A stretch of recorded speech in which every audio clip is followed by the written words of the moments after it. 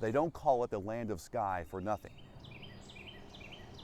I think in order to understand how the colors of sunrises and sunsets are created, we must first understand how light travels through the atmosphere. What we see during the day is mostly blue, and that's because the light is traveling a shorter distance to get to our eyes. Now, when we get to sunrises and sunsets, that light has to travel through a greater distance to reach our eyes, and the different colors or the different wavelengths are what reach our eyes. And those are the longer wavelengths, like the reds, the yellows, and the oranges. Obviously, time of day makes a difference too. Most people will experience a sunset more than a sunrise just because we're still awake during that time of day. But there's a difference between sunrises and sunsets when it comes to colors. Sunsets happen when the day is heated up, and of course we have seen more pollution form during the day. That filters more of the light. Sunrises, on the other hand, that's when the air is cleanest, and that's when the colors are more vibrant. They aren't filtered through any pollution or dust particles typically.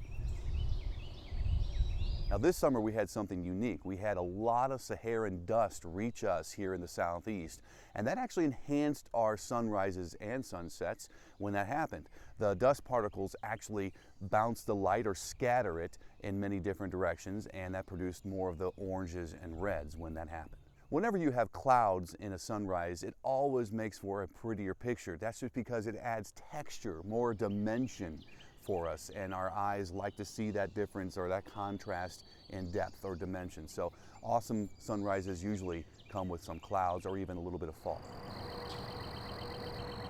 You're typically going to have foggy mornings in summertime. There's a lot of moisture left in the atmosphere overnight from recent rains or just more water vapor in general.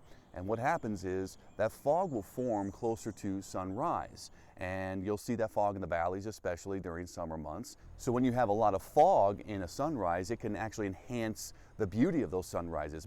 We are truly blessed to live here in Western North Carolina. Arguably, we have some of the best sunrises in this part of the world, thanks in part to our mountains. But it does give you a greater appreciation for the beauty of Mother Nature.